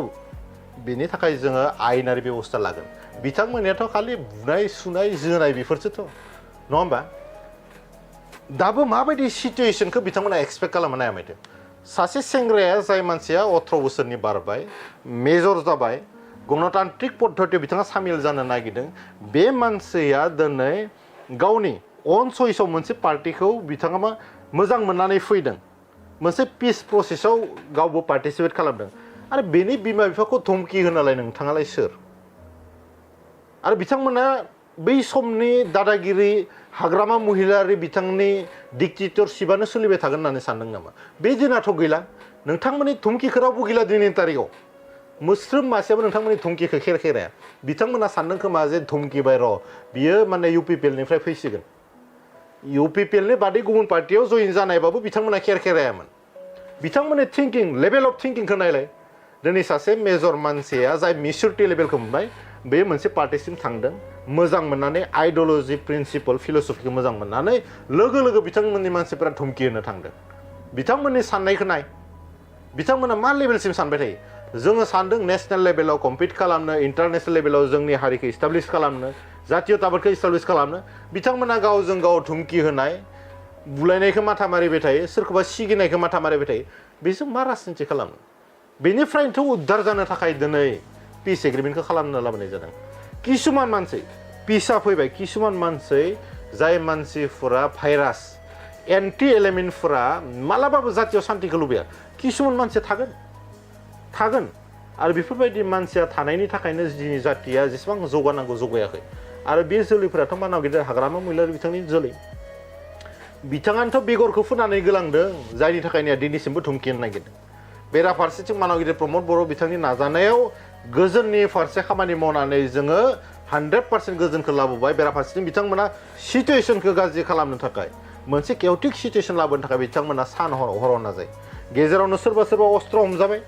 लाफिकुल इस्लामखौ गावथारनाया सोरमोन सोर मानसिजों थायोमोन अस्त्रनि साप्लाइया माथिं जादोंमोन सोरखौबा हाग्रायाव थिनहरनाया सोरमोन बेफोर गासिबोथ' NIA नि आखायाव दङ पिस फैनायनि उनाव बे एरियाखौ सोर डिस्टार्ब एरिया खालामनो नागिरदों बे बाथ्राखौ बर' रायजो राजाया मिथिदों आरो बेनि थाखायनो दिनै मानाव गेदेर प्रमद बर'नि जि दैदेननाय सरकार बे सरकाराव बिथांमोननि मानसिफ्रानो सामिल जागासिनो दङ BPF नि मेक्सिमाम मानसिफोरा दा जोंनियाव फैनो थाखाय रेडि जानानै दङ मेक्सिमाम बिथांमोना ओरैबायदि मोनसे गोजोननाय गैयै फोरमायदों मानाव गेदेर हाग्रामा महिला बिथाङा ना माथो होयो ना रायलायो ना सावरायो गावनियानो जाजोबनांगौ जों खोनानाय बायदिब्ला पृथ्वीराज बिथांखौ बिथांमोननि कोर कमिटिनि मानसिफ्रानो अबजेक्सन होखादोंमोन बिथांनि मुंखौ MP नि लिस्टआव लाबोनाङा होननानै दादागिरियाथ' बे सिगांनि बायदिनो सभाबा सोलाया दाथ' आरो अभाबा बांसिन जादों मानाव गिदिर हाग्रामा महिलारि बिथाङा अभाबाव सभाब नस्थ' होननाय बाथ्राया बेनो सभाबा नस्थ' जालांदों होबाय दा माबा माबि बार्गेनिं खालामनानै जाति फाननायथ' एक्सपिरियेन्स दंखायो मानाव गिदिर हाग्रामा महिलारि बिथाङा नै आरो जातिखौ फानबावबाय लासिं सिं खालामलायबाय लासिं सिं बिदि सोरबा फाल्थुखासो मानसिखौ दिनै MP नि लिस्टआव होनानैथ' बर' जातिखौ लासिं सिं खालामदों ना दा गोजोननि बाथ्रायाव बे बाथ्रायानो माने खाथियो दिनै बिथांमोना जेसेबां नाजाथों जोंबो फावसायनायाव गैया बिथांमोना जेसेबां सोरखौबा धमकि होथों माथों जों गोजोननि थाखाय जाहाथे सासेबो बर' फिसाया आगोमा जिउ खोमानो गोनां जाया सासेबो जाहाथे हिउमेन रिसोर्सआ गावनि केरियारखौ नस्थ' खालामनानै लाया सासेबो माने गोदान जोलैया गावनि फिउचारखौ जाहाथे गोसोम खालामनानै लाया दागो गोनां खालामनानै लाया बेखौ जोङो नोजोर होनानै खामानि मावगासिनो दङ बेनि थाखायनो मानाव गिदिर प्रमद बर' बिथाङा फैनायनि उनाव इलिगेल जिफोर लटारिदोंमोन जिफोर माने जुवा खेला दंमोन तिर खेला दंमोन मथा मथि अलमस्ट माने बन्द' खालामजोब्बाय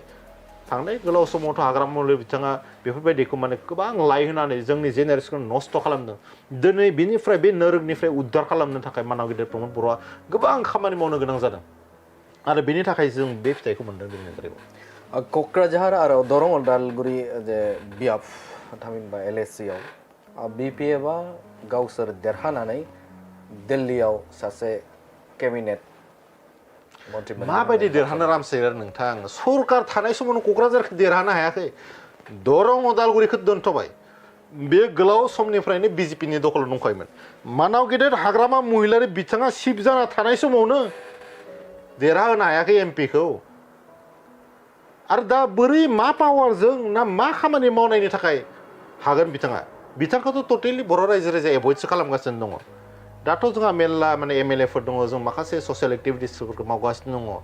जौगानायनि मोनसे बिन्दोसिम जोङो लाबोबाय दिनैनि तारिखआव आरो बे समाव बिथाङा एक्सपेक्ट खालामनायानो बिराद मोनसे रं डिसिजन जागोन बिथाङा बिराद माने भुल मोनसे प्रेडिक्सन खालामगासिनो दङ आरो मानसिफ्राबो नायथों थांनाय गोलाव सम बिथाङा सरकाराव दङमोन एमपिखौ देरहानो हायाखै बिराद माने अखम्भब बाथ्रा आरो थारमाने बिथांमोनखौ मा होनना बुङो माने मूर्खर स्वर्गत माने राखरा होनना बुङो बेफोरखौ এই मूर्खनि माने सोरगोआव माने रायजोआव दङ आरो बिथांमोना दा आं बेनिखायनो मैया दाख्लैबो बुंदों बिथांमोना गेजेर गेजेर माने अख्राङाव सां हमनो नागिरो आकाशत सां पाता होनना जे बुंबाय थायो बिथांमोननिया थारमाने डिसिसनफ्रा साननायफ्रा एकदम माने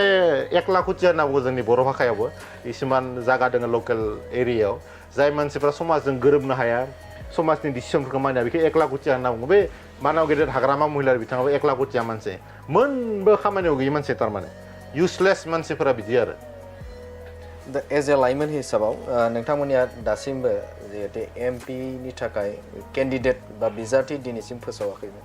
नोंथाङा सोरखौ हास्थायगोन बयबो मिथिखायो जोंनि केन्डिडेटखौ सोर जागोन जोंनि गोसो गोरबोनि बाथ्राखौ बुंलायनांगौ गैया जोंनि कानेक्सना रायजो राजाजों थाखा फैसानि नङा जोंनि कानेक्सना जाबाय गोसो गोरबोनि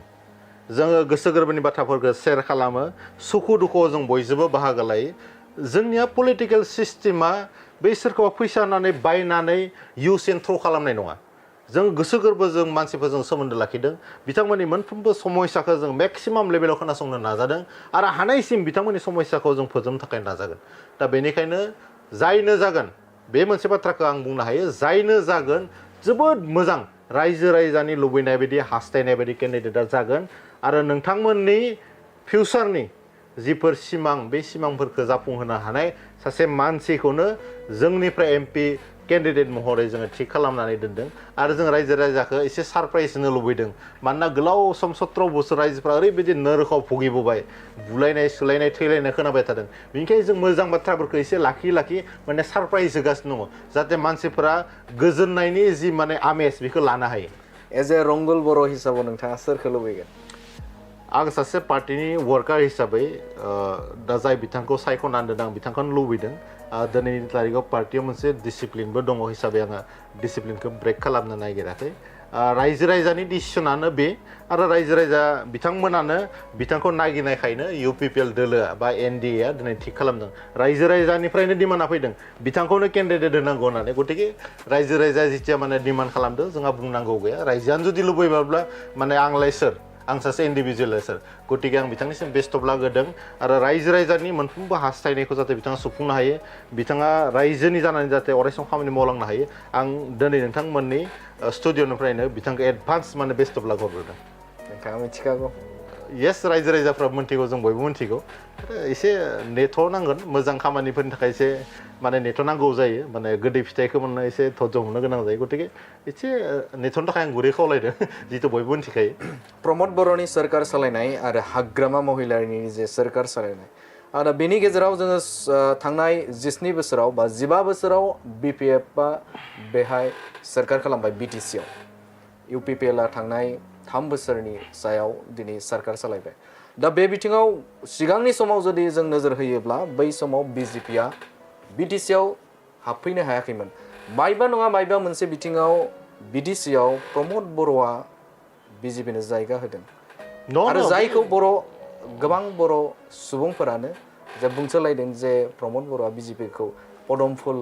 बारहोबाय फामे बिबार बारहोबाय प्रमद बर'नि नाजानायाव दिनै फामे बिबारा BTC आव बारबाय होननानै बुंदों थारैनो मा बुंगोन बेनि सायाव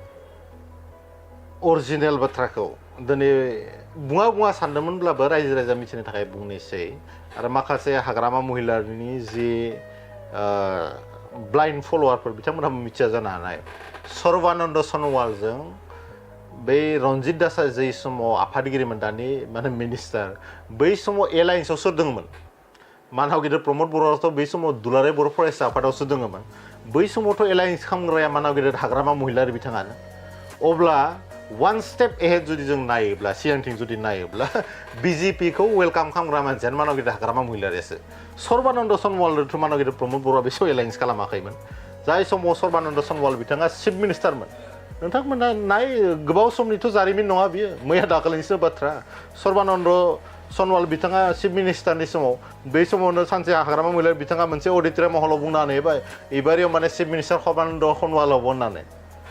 बेनिफ्रायसो जालांदों दा जायखिजाया बाथ्राया बेनो जे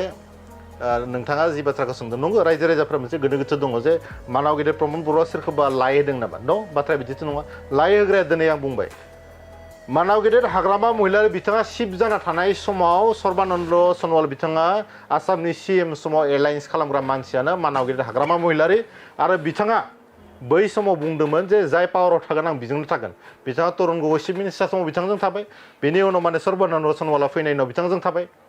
जाय मानसिया आइडिअलजिखौ कुनु गुरुत्व होआ थारमाने बिथांनि मथेबा मा सोरबा एकदम गाज्रि मानसिबाबो मार्डारारबाबो रेपिस्टबाबो बे मानसिया पावाराव थाबा बेजों थागोन नामा जाय मानसिया कुनु आइडिअलजि फिलसफिखौ गुरुत्व होआ बेबायदि मानसिजों सोर माने पलिटिक्सआव थानो दिनै बेनिखायनोथ' मानगोनां हाग्रामा महिलारि बिथांखौ हगारनानै सासेनिफ्राय सासे फैगासिनो दङ दा बेखौ रायजो राजाया क्लियार मिथिनाया मोजां जे डेम'क्रेटिक मोनसे सिस्टेमाव सोरखौबा माने बादा होनो गोनां बिराद थासोआ दिनै आसामाव नाय दिनै चिफ मिनिस्टार जादों माने असमिया मानसिफ्रा चिफ मिनिस्टार जादों BJP निफ्राय बिदि होनानै आसामनि असमियाफोरा अस्तित्वनि संकटआव फैदों नामा फैयाखैथ' कंग्रेसआ जुदि आसामाव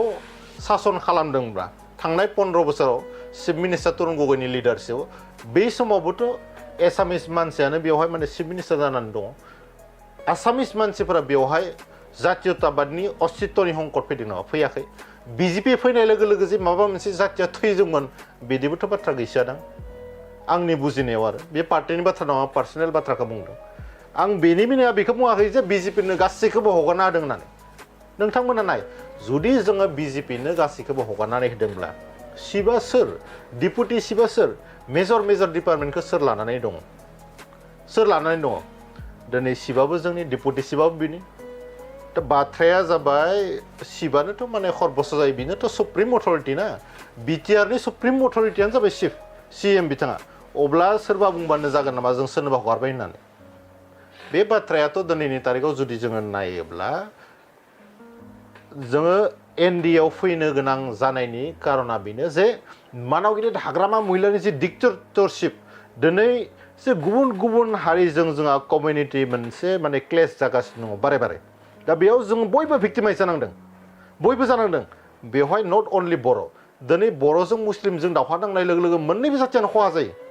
दा बै गासैबो बाथ्राखौ फोजोबनो थाखायसो मोनसे पिस एग्रिमेन्ट खालामनानै पिस एलायन्सआव फैनो गोनां जादों दिनै जुदि मानाव गेदेर प्रमद बर' बिथांनि लिडारशिपआव जुदि जातिगत संघर्ष जानायमोनब्ला दावहा जानायमोनब्ला अब्लानिया बुंनो हागौमोन दिनै थांनाय 3 बोसोराव मोनबो BTRआव जातिगत संघर्ष जायाखै अब्ला मानाव गेदेर प्रमद बर' बिथांखौ मानो दाय हमदों एलायन्स जानानै जुदि जोंनि बर' मानसिखौ जुदि नायगार सोरबा गावथारनायमोनबा आलादा बाथ्रामोन दिनैथ' बिदि जेबो जायाखैना दिनै मोनसे पिस प्रसेसआव फैबाय माखासेफोरा मानाव गेदेर हाग्रामा महिलारि बिथाङा पावार गोमाजानायनिफ्राय पानि हा नसराव बस्ता जे जादों बे रखम जानायनि थाखाय बिथांमोना माखासे बाथ्राखौ बुंदों बिथांमोना हिस्टरिनि नलेजखौ एसे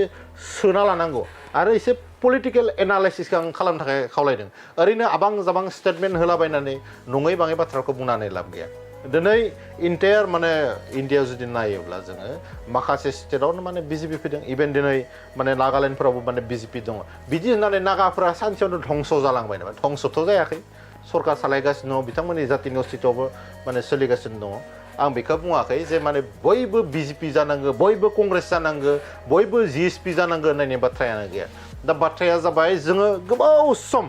जोङो भिक्टिमाइज जादों बड' ससाइटिया गुबुनजों दावहा नांनाय आन्दलन खालामनाय मानसि थैनाय बेफोरनिफ्राय खमसे खम एसे रेस्ट लानानै जातिखौथ' लुफामफिननांगोन रिबिल्डथ' खालामनांगोन बिनि थाखायथ' जोंनो एसे सम नांगोन दिनै हिउमेन रिसोर्सफ्रानो जोंहा गोमाजोब्बायमोन इउनिभार्सिटियाव फरायनाय मानसिखौबो लाबोना लायो सोरखौबाबो गावथारना लायो बिदि मा जानो दा बेनि थाखायनो जोंनि मानसिफोरा जाहाथे क्वालिटि एजुकेसनखौ लानो हायो हिउमेन रिसोर्सखौ बानायनो हायो जे गोजौ लेभेलाव जों लिडारशिपखौ लानो हायो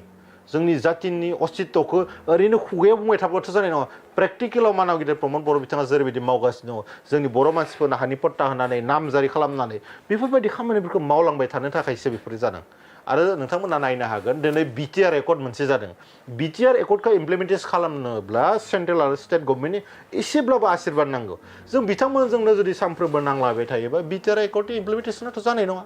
BTR एकर्डनि इमप्लिमेन्टेसननि सार्थआव जोङो NDAखौ सापर्ट खालामनाया गोनांथि दङ बे बाथ्राया मिसा नङा जोंहा माखासे इनस्टिटिउसन फैबाय सेन्ट्रेल गभर्नमेन्टआ हराबाथ' फैनाय नङामोन दिनै बेनिखायनो मानाव गिदिर प्रमद बर'नि जे लिडारशिप जों मानिनांगोन बिथांनि नाजानायाव बिथांनि जि मोजां मोनसे गुड रिलेशनशिप गुड गभार्नेन्सनि थाखाय दिनै मोनसेनि उनाव मोनसे इनस्टिटिउसनफ्राबो जालांगासिनो दङ जातीयताबादाबो माने हमथाजागासिनो दङ जौगालांगासिनो दङ बर' जातिखौ जुदि धंख' खालामदोंब्ला बै समनि जोंनि 17 बोसोर सासनकर्ताफोरा खालामदों बिथांमोना बै समावनो जुदि हानि पट्टाखौ होनाय मोनबा बै समावनो जुदि सिभिल सार्भिसेसनि माथा मारिनाय मोनबा बै समावनो स्किल डेभेलपमेन्टनि बाथ्राखौ बिथांमोना जुदि साननाय मोनब्ला बै समावनो जुदि फ्लेगशिपनि बाथ्राखौ बिथांमोना साननाय मोनबा बिथांमोनाथ' मोनबो बेफोरबायदि बाथ्राखौ सानाखैमोन गिदिर गिदिर माबा दैजिं फेस्टिभेल माबा फेस्टिभेल खालामनानै जौ जुवा होननानै उगुल थुगुल गोदाव सोराव खालामनानै जेनेरेसनखौ नस्थ' खालामजोब्बाय बिनि दायित्वखौ दिनै जों लानो गोनां जादों बिथांमोननि जि भुल खामानि बेफोरखौथ' जों सुद्रायनो गोनां जादों 3000 कोटि लाइबिलिटि खालामबाय बेफोर बाथ्राखौ जों बुंनो गोसो गैयामोन दिनै मोनफ्रोमबो आगानावनो बिथांमोना गोरोन्थि खालामनायखौ दिनै बिटिआरनि बासिया भुगिनो गोनां जादों बेखौ उद्धार खालामनो हादों मानाव गिदिर प्रमद बर' बिथांनि दैदेननायावल'सो गामि गामि UPPL गामि गामि BPF दिनैनि खालाराव जुदि जों बिटिआर ओनसोलाव जों जुदि नोजोर होयोब्ला बिटिआरनि साफ्रोमबो नोगोरारिफोरानो दिनै बबेबा मोनसे राजखान्थिजों गोदोनायाव फालि सोजायो बबेबा मोनसे राजखान्थिजों दिनैनि तारिखाव नोङो आखाइ गोरोब फैयो दा बेफोरखौ थासारिखौ नुनो मोननाय जादों गोनांथि दं नामा जे रायजो राजाफोरनि साफ्रोमबो न'खरनि मेम्बारफोरा मोनसे राजखान्थि हान्जायाव जगदान जाथारनांगौ फालि सोजानांगौ न'खरैनो UPPL जानांगौ न'खरैनो BPF जानांगौ नोंथांमोना मोनसे पलिटिशियान दिनैनि खालाराव नोंथांमोना राजखान्थियारि दैदेनगिरि दा बे हिसाबाव बेफोर गोनांथि दंमोन नामा जे सासे बा न'खर मोनसेखौ जे मोनसे राजनितिकआव इनभल्भ खालामनो थाखाय बेनि अनगायैबोथ' जौगाथायखौ नोजोर बोनानै गुबुन गुबुन बिथिंजों बिथांमोनखौ सरजाबालासिनो खामानि मावनो हायो गोनांथिथार दंमोन नामा जे रायजोखौ गोनांथिथार दंमोन नामा जे न'खरखौ नोंथांमोननि आफादाव सोनो बा नोंथांमोननि राजखान्थि दोलाव सोनो मा बुंगोन बेनि सायाव क्लियार काट बाथ्राया बेनो मोजां मानसिफोरा पलिटिक्सआव फैनांगौ गोबां मानसियानो पलिटिक्सखौ ओरैबायदि गाज्रि होननानै गोजाननिफ्राय समालोचना खालामो जों पलिटिक्सआ जुदि गाज्रिब्ला गेजेराव जों नुनो मोनदों जे जाय UPPL खौनो मोजां बुंनो रोङा जाय BPF खौनो मोजां बुंनो रोङा जाय गामिनि सासे बुरै मानसि जाय गामिनि जेबो बियो बेनि सायाव नलेज गैया बोराय मानसि दा बेफोरबो BPF आव हाबो बेफोरबो दिनै UPPL आव हाबो मा जाहोनाव नोंथांमोना दिनै गावबा गावनि बेनि ट्रेनखौ जागायग्रा मानसिया जाबाय मानाव गेदेर हाग्रामा महिलारि बिथाङा बाथौ खेराइ रिजर्टआव मानसिफोरखौ लाबो थारमाने गावजों मानसि दङ होनना देखायनो थाखाय बिथांनि जि माने अस्तित्व पलिटिकेल अस्तित्व साम्रायजोखौ हमथानो थाखाय बिथाङा लास्ट जुद्धखौ होदों बेनि थाखाय माने बाथौ खेराइ रिजर्टआव अमा बेदर जाहोगोन ओरै माने सानस्रिनो होगोन ओरै जोंहा माने सुइमिं पुल दङ ओरै माने कापोल थानाय हटेल दङ बेफोरखौ बुङै माने जाम्बा जला मानसिफोर लाबोगासिनो दङ आं बुंनो नागिरनाय एक नाम्बार बाथ्राया बेसो जे जोङो पलिटिकेल सिनारियावखौ समालोचना खालामालासिनो कनस्ट्राक्टिभ वेआवथ' खालामखानांगोन बेयो डेम'क्रेटिक मोनसे प्रसेस दा माखासे मोजां मानसिफ्राबो मा खालामो आन्दोआव थाना पलिटिकेला गाज्रि पलिटिकेला ओरै पलिटिक्स बुस्थुआ ओरै होननानै समालोचना खालामबाय थायो खिन्थु आं खावलायगोनसो जुदि पलिटिकेल बुस्थुआ एसेबां गाज्रिब्ला बेखौ मोजां खालामनायनि दायित्वआथ' जों बयहाबो दङ ना मानो जोङो गाज्रि होननानै गोजानाव थाबाय थानो महात्मा गान्धीया बेखायनो बुंदों अयनायखौ माने खालामनाया जेसेबां पाप बेखौ नुनानै सुस्रांनो नागिरियाबो एसेबां पाप जों अयनायखौ जुदि नुबाय थादोंब्ला बेखौ फैनानै माने थिग खालामनांगोन कारेक्सन खालामनांगोन आं बेखौसो खावलायदों मोजां मानसिफ्रा पलिटिक्सआव फैनांगौ दा बे गाज्रि जि मोननाय ट्रेन्डिं सिस्टेम खालामदों जे जायफ्रा हाजिरा मुजिरा मावनानै जायो बिथांमोन बायदि मानसिखौ बासाव सोनानै लाबोयो मालाबा गारियाव किसुमाना गारियाव गाखोनो लुबैनायबो मानसि दङ मानाव गेदेर हाग्रामा महिलारिया माने ससियेल मिडियायाव होनो थाखाय गावखौ माने जाहिर खालामनो थाखाय आं जे दाबो दङ बेखौ जाहिर खालामनो थाखाय बिथाङा गले माने बेफोरबायदि स्ट्रेटेजिखौ लानो गोनां जादों बेफोर फ्लप्स आरो आं खावलायगोन जे बेफोरबायदि जाम्बा जला मानसिफोरखौ पलिटिकेल स्केपगट जाहाथे खालामा नंगौ लाइमोनफोरा दिनैनि तारिखाव जायफोरा मिचुरिटि लेभेल मोनबाय बिथांमोना पलिटिक्सआव फैदों मोजां बाथ्रा बिथांमोना मोनसे एनालाइसिस केपासिटिया फैबाय खिन्थु जायफोर मानसिया पलिटिक्सनि पिबो मिथिया बिथांमोन बायदि मानसिखौ लाबोनानै ओरैनो जाहाथे बोलेका पथा खालामा आं बेखौ खावलायदों दा बेखौ खालामग्रा मानसियानो मानाव गेदेर हाग्रामा महिलारि बेनिखायनो जोङो माखासे मानसिखौ UPPL आव फैबाबो जों जयनिं खालामग्रा जों बिथांमोनखौ सान्द्रिजों माने सालिग्रोयो जोङो स्केन खालामग्रोयो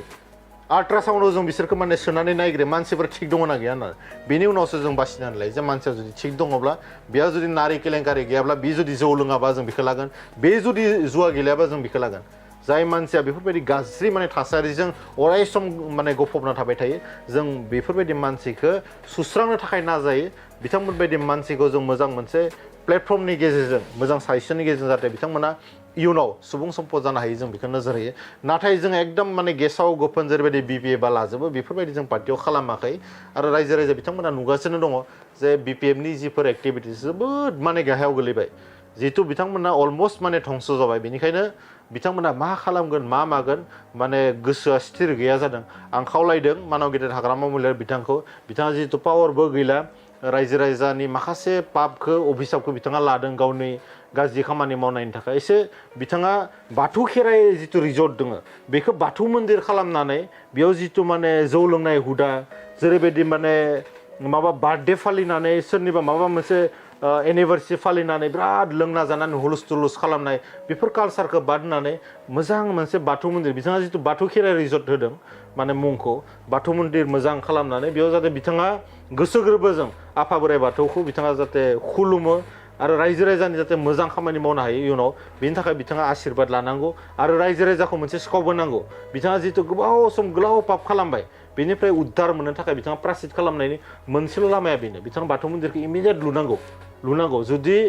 एसे एनै रायजो राजानि मदद नांगौब्ला बिथांखौ होआलासिनो थानाय नङा जितु बिथाङा सिगां पाप खामानि मावबोदों बेखौ उद्धार खालामनो थाखाय रायजो राजायाबो निस्सय एसेबाबो बिथांखौ हेफाजाब होगोन नोंथांनिफ्राय जोबथायाव मिथिनो लुबैगोन थामहिनबा नोंथांमोना दा जिहेतु नोंथाङा लाइमोन गांखौनि सासे बुंथिगिरि दा बे हिसाबाव लाइमोनफोरनि थाखाय नोंथांमोना मा सानदों मा सिन्था खालामदों जोङो जायफ्रा स्कुल कलेज ड्रप आउट जाबाय बिथांमोना गोबाङानो बायजोआव थांनानै गावनि न'खर संसारखौ दोननानै लाइफनि हाइ रिस्क लानानै बिथांमोना जितु बायजोआव खामानि मावनो थांनो गोनां जायो जाहाथे बिथांमोना बाहेराव बिदि न'खर संसार गारनानै थांनो गोनां जाया बेनि थाखाय जोङो लासै लासै बिथांमोनखौ स्किल ट्रेनिं होगासिनो दङ दिनै आसरित जागोन मानसिफ्रा जायफोर खामानिखौ बिराद उन्दै होननानै सानो जायफ्रा फरायनायखौ गारबाय दे जायफ्रा फरायनो हालिया बिथांमोननि ब्रेननि केपासिटि गैला बा फाइनान्सियेल माने प्रब्लेम बा क्राइसिसआव भुगिनानै दङ जायखौ जों मदद खालामदों जों हानायसिम खालामदों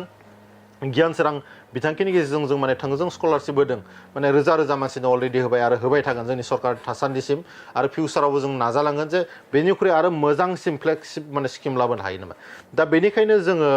मा खालामदों बे जे माने वायारफोर कानेक्ट खालामनाय दिनै प्लाम्बार माखासे थायो माने इलेक्ट्रिसिटियाव बेयाव गोबां माने थाखा फैसा दङ मानसिफोरा माने खामानि मावनो किसुमाना लाजियो दिनै बिहारनिफ्राय फैनानै दिनै आसामाव जुदि खानाय सिनफैनानै जुदि लाखपति जानो हादोंब्ला जोंनि मानसियालाय मानोथो खानाय सिननायाव लाजिनांगौ नङा होमबा दिनै कारेन्ट फाहामनाय मानसिफोरा गिदिर गिदिर न' लुगासिनो दङ साख्रि बाख्रि मोननायनि गेजेरजों बिजनेस खालामनायनि गेजेरजों साक्सेस जादों बेनि उनाव न' खादों बिल्डिं खादों बेफोराव माखासे इलेक्ट्रिसिटिनि जि कानेक्सन दिनै फ्रिज फाहामनांगौनो दिनै फेन फाहामनांगौनो दिनै वायार कानेक्ट खालामनांगौनो बेफोराव माखासे खामानिफोर थायो दिनै गंसे बिल्डिङावनो बिथांमोना लाख थाखानि एग्रिमेन्ट खालामनानै खामानि मावनो हायो बेवहाय सासे मानसिया एग्रिमेन्ट खालामनानै साब्रै साबा द'जन बिथाङा माखासे एंगेजमेन्ट होनो हायो दिनै जों माखासेखौ माने ड्राइभिं फोरोंदों दिनै GCV जायफोर सालायो बिथांमोना मान्थलि माने मर देन 15,000 मोनो सानसेयाव बिथांमोना 400 माने खरागि मोनो दा बिथांमोना बै माने 15,000नि सायाव मोननाय थाखायथ' ओरैनो थालांखायो बाखि सानसे डे बाय डे मोननाया दा बेखौ माजों मोनसे स्किल डेभेलपमेन्टनि बेनिखायनो जोङो स्किल डेभेलपमेन्टनि मिशन लादों दा बेयो जाबाय जायफ्रा माने ड्रप आउट बिथांमोननि जि माने थांना थानायनि राहा जों बेनि गेजेरजों माबादों दिनै अमा फिसिनायखौ गोबाङानो बुंदों जे अमाखौ जों रोंखायो होननानै नङा जों बेखौ बुङाखै नोंथाङा अमाखौ मासे फिसियोमोन नोंथाङा अमा फिसिनानै नर्थ इस्टखौ आरो इन्डियाखौ जाहोनो हानांगोन जों बेखौसो बुंदों जोङो मासे मानै फिसिनायनि बाथ्राखौ बुङाखै जोङो 10,000 20,000 जुदि नोंथाङा हायोबा लाख अमा फिसिनानै दिनै इन्डियाखौ अमा बेदर जाहोनांगोन जों बेखौसो बुंदों बे लेभेलाव जों प्रडाक्सन खालामनो थाखायसो प्रडिउस खालामनो थाखायसो मानसिफोरखौ माने स्किल ट्रेन आप खालामगासिनो दङ मानसिफ्रा बुजियाखै दिनै कास्टमा बुंबाय थायो जे अमाखौ आंनि आइयाबो फिसियो येस नोंनि बिमाया अमा फिसियो थिगैनो दङ बे अमा मासेजों मा जानो ना बियो जानोसो थोगोन ना फाननोसो थोगोन जों बेनिखायनो बुंदों आधा कास्टम हाजार हाजार लाख लाख अमा फिसियो जों थाखा फैसा होगोन जों लन होगोन नोंथाङा फिसि आरो पुरा नर्थ इस्टआवनो इन्डियाआव नों अमा जाहो नोंथाङा क्ररपति जा जों बेखौसो खावलायदों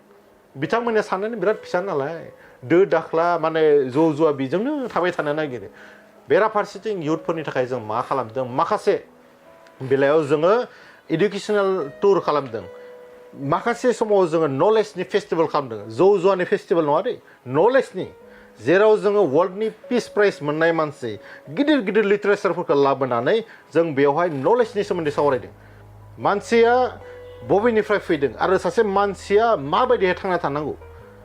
बे सैमाफोर बायदि बे मोसौफोर बायदि जों थांना थानो मानसिखौ फोरोङाखै जोङो मानसि हिसाबै सिभिलाइज बोरै थांना थानो हायो जों गोजौ थाखोआव बोरै दावगालांनानै जातीयताबादखौ जेरै माने फुवारलांनो हायो बेफोरबायदि बाथ्राखौ जों सावरायगासिनो दङ मानसिफोरा दिनै नबेल पिस प्राइज मोननाय मानसिफोरा फैनानै बेवहाय बुंनो गोनां जादों येस मोनसे समनि मानसि बुथारनाय थैलायनाय बेयो बिटिसि नंलिया बेयो गोदान बिटिआर बेवहाय नलेजनि बाथ्रा सावरायनाय जायो दिनै जोङो लाइमोनफोरनि थाखाय 40टा समस्थियाव 40टा स्टेडियाम खालामनो थांगासिनो दं मोनसे बाथ्रा दै मानाव गेदेर हाग्रामा महिलारिया गावनि बिएलटिनि दैदेनगिरि बिर सिलागांखौ बिथाङा सनमान होनो रोङाखैमोन बिथांमोननि मुङाव जोङो अडिटरियाम स्टेडियाम माने लुनो थांगासिनो दङ माखासेखौ अलरेडि लुगासिनो दङ दिनै सुजित नार्जारी बर'नि बड'लेण्ड मुभिनि फार्स्ट मुंख्लं बिथांनि मुङाव जोङो माखासे दिनै स्किम जोङो लन्च खालामबाय That means मा स्टेडियाम खालामनाय माने जोंनि गथ' गथायफ्रा गेलेनो खाबु मोनगोन सिगांना स्टेडियाम दंमोन ना मा दंमोन दिनै अडिटरियाम खालामनाय लोगो लोगो बेवहाय माखासे जोङो वर्कशप खालामनो हायो माखासे काउन्सिलिं खालामनो हायो जोंनि मानसिफोरखौ माखासे स्किल ट्रेनिं होनो हायो बेफोरबायदि जों इनिसिएटिभखौ लागासिनो दङ बेखौ सोरबा कास्टम सोरबा प्रहलादा मिथिनाय नङा बिथांमोना खालि मानसिफोरखौ फुदुंनानै मानसिफोरखौ नांलायहोनाय पलिसि खालामबाय थायो जों बेफोरबायदि खालामगासिनो दङ मैया दाखालि बावैसो जोङो इयुथफोरखौ मा खालामदों नेपालाव लांनानै बिथांमोनखौ नलेजजों मोगा मोगि खालामदों बे जुगाव जुदि थांना थानांगौबा नलेज इज पावार होननाय मोनसे बाथ्रा दङ ना नलेजखौ जों लाथारनांगोन इनफरमेसनाव जों आपडेट जानांगोन आउटडेटेड जाबा जानाय नङा बेनिखायनो जों मोनफ्रोमबो बिथिङाव सुपार 50नि बाथ्राखौ बुंला बेखौ रायजो राजाफ्रानो बुंगासिनो दङ जोबोद मोजां खामानि मावदों दिनै मानाव गेदेर प्रमद बर' बिथाङा सुपार 50 खालामनाय लोगो लोगो आसामावबो मा खालामबाय सुपार 30 खालामबाय थारमाने बिथांमोना जोंनिख्रुइ मोननै स्टेप उनावसो दंबावो मानाव गेदेर प्रमद बर'आ आगाननै सिगां थारमाने दावगानानै जोंनि लाइमोनफोरनि थाखाय खामानि मावगासिनो दङ दिनै मेडिकेल लाइनाव जोंहा डक्टरनि जोबोद आंखालमोन दिनै मेडिकेल लाइनाव जोंनि मानसिफ्रा एडमिसन मोनबाय स्टुडेन्टफोरा डक्टर फरायनोनो गियोमोन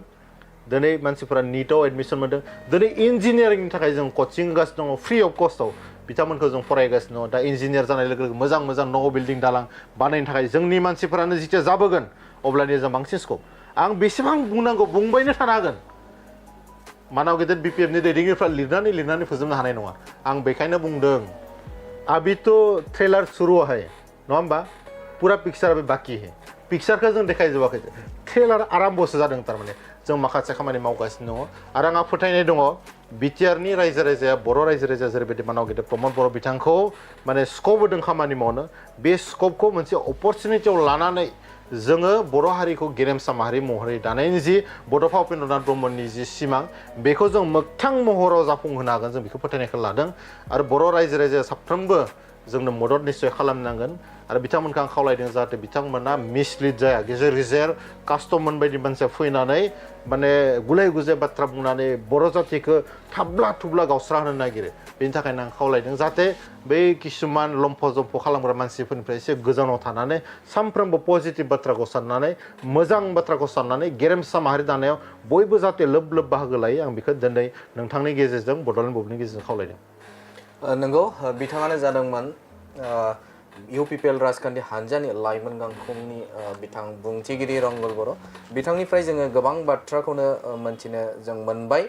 बिथाङा रोखा फोरमायना होदों जे आथिखालाव बिटिआर सरकारनि जे खामानि मावनाय आरो UPPL राजखान्थि हान्जाया आथिखालाव माबायदि थासारियाव दं बेनि अनगायै जौगाथायनि थाखाय बिथांमोना मा खामानि मावखो लाइमोनफोरनो बिथांमोना मा फसंथान थामहिनबा बिथांमोननो मा सुबिदा खालामनानै होखो बेनि सायाव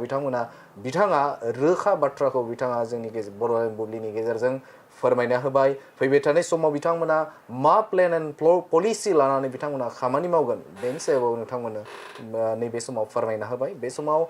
नोंथांखौ बड'लेण्ड बुब्लियाव नोंथांनि बेसेन गोसा समखौ जोंनो दान्दिसे सम होनायनि थाखाय नोंथांखौ साबायखर बावबाय गोजोन्थों बेराम आजार जानाय सुबुंफोरनि थाखाय इसवार पलिक्लिनिक एन्ड रिसार्च सेन्टारा गोबां खाबुफोर लाबोदों बे इसवार पलिक्लिनिक एन्ड रिसार्च सेन्टाराव गोबां बेराम जानाय सोखानो हाग्रा मोजां रोंगौथि गोनां डक्टरफोर दं क'क्राझार सहरनि खारगामि निउ फ्लाइअभारनि साखाथियाव थानाय इसवार पलिक्लिनिक एन्ड रिसार्च सेन्टारा गोबां फेसिलिटिस एबा खाबुफोर फोसावदों। इसवार पलिक्लिनिक एन्ड रिसार्च सेन्टारनि फेसिलिटिफोरानो जाबाय obstetrics and gynaecology, general surgery, orthopaedic surgery, laboratory, ultrasonography, casualty, paediatrics, pathology, pharmacy, laparoscopy surgery, NICU, X-ray आरो इसवार पलिक्लिनिक एन्ड रिसार्च सेन्टारा 24 घन्टा जेब्लाबो खुलायै थागोन। लांलाय लाबोलायनि एम्बुलेन्सआबो मोजाङै सार्भिस थागोन। निखावरि सुबुंफोरनो इसवार पलिक्लिनिक एन्ड रिसार्च सेन्टारा रेहाय होनाय जागोन आरो बेराम आजारफोरखौ बे इसवार पलिक्लिनिक एन्ड रिसार्च सेन्टाराव मोजाङैनो देहाखौ फाहामथाय लाफैनो हागोन। खम बेसेनाव जायखिजाया समावनो अपारेशन खालामनो हानाय जागोन। आबुङै खौरां लाहरनो थाखाय 9395024949 जानबुं नाम्बाराव खौरां लाहरनो हागोन आरो इमेल iswarfoli30june@gmail.com आव जगाजग खालामनो हागोन। नमस्कार, মই ঈশ্বৰ পলিক্লিনিক ৰিচাৰ্চ চেণ্টাৰৰ সুপাৰিনটেণ্ডেণ্ট ডক্টৰ CK ডিমাৰীয়ে কৈছোঁ। আমাৰ এই ঈশ্বৰ পলিক্লিনিক ৰিচাৰ্চ চেণ্টাৰটো কোকৰাঝাৰৰ খাৰগাঁও ফ্লাইঅভাৰৰ তলতে এইটো নতুনকৈ আমাৰ স্থাপিত হৈছে এটা নাৰ্ছিং হোম। ইয়াতে আমাৰ এই নাৰ্ছিং হোমত বিভিন্ন বিভাগৰ চিকিৎসা কৰা হয়, যেনেকৈ অৰ্থ'পেডিক্সৰ আৰু গাইনক'লজি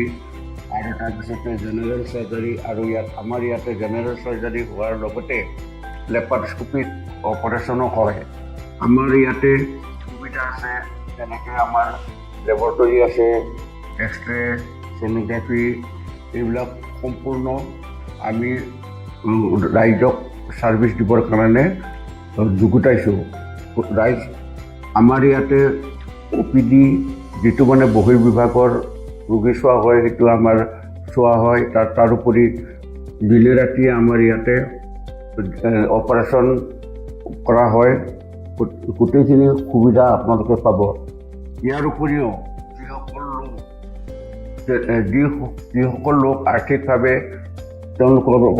দুৰ্বল, তেওঁলোকক আমি ৰেহাই ৰেটত